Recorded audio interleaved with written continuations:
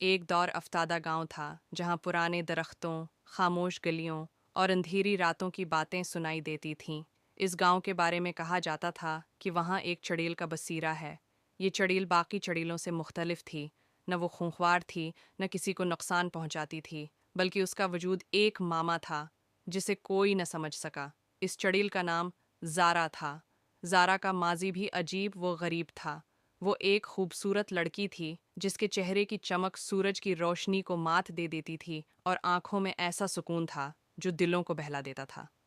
لیکن قسمت نے اسے ایک ایسی آزمائش میں ڈال دیا جس نے اس کی زندگی کو ہمیشہ کے لیے بدل دیا۔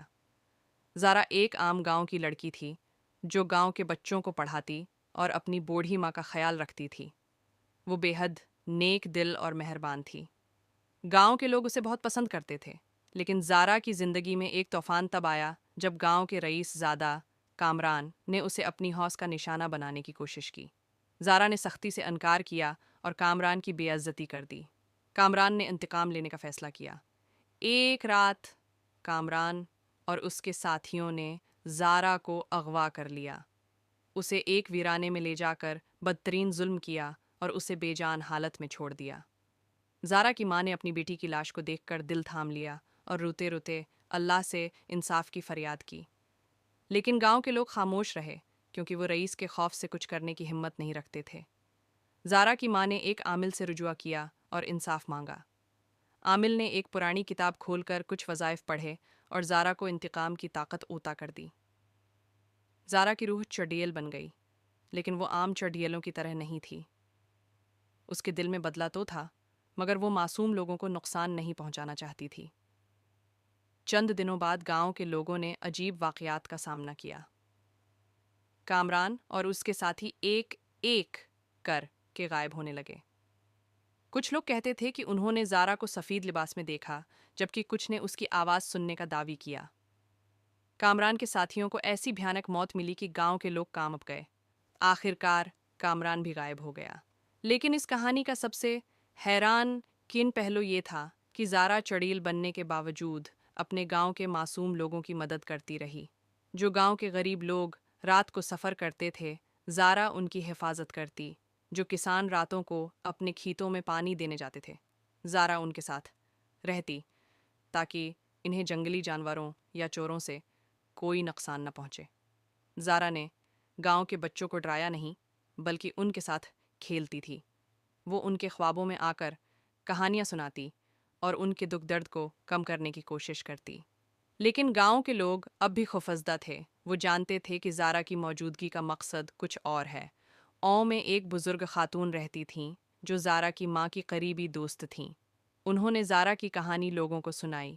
انہوں نے کہا، زارا نہایت نیک لڑکی تھی، لیکن ہم نے اسے بہت سے چیلنجوں کا سامنا کرنا پڑا۔ ہمارے گاؤں کی خاموشی نے اسے اس حالت میں پہنچایا۔ اب وہ ہماری مدد کرنے آئی ہے، لیکن اس کی روح انصاف کے بغیر آزاد نہیں ہو سکتی۔ یہ سن کر گاؤں کے لوگ ہلچل مچا دیں، شرمندہ ہو گئے۔ انہوں نے فیصلہ کیا کہ کامران کے جرائم کو چھپانے کے بجائے سچائی کو ظاہر کیا جائے۔ گاؤں کے لوگوں نے مل کر عدالت میں کامران کے خاندان کے خلاف مقدمہ دائر کیا اور زارا کو انصاف دلانے کی ٹھانی۔ انصاف کا وقت کامران کے خاندان نے گاؤں والوں کو دبانے کی بہت کوشش کی، لیکن زارا کی کہانی اتنی طاقتور تھی کہ وہ سچائی کو چھپا نہ سکے۔ عدالت نے کامران اور اس کے ساتھیوں کو مجرم قرار دے کر سخت سزا سنائی۔ جب زارا کو انصاف ملا تو اس کی روح سکون میں آ گئی۔ نصاف کے بعد زارا کی روح گاؤں کے لوگوں کو ایک آخری بار نظر آئی۔ وہ ایک خوبصورت چاندنی رات تھی جب زارا سفید لباس میں گاؤں کے سب سے پرانے درخت کے نیچے کھڑی نظر آئی۔ اس نے کہا، میں نے تمہیں کبھی نقصان نہیں پہنچایا کیونکہ میں جانتی تھی کہ تم سب خوفزدہ تھے، لیکن اب میں سکون میں ہوں۔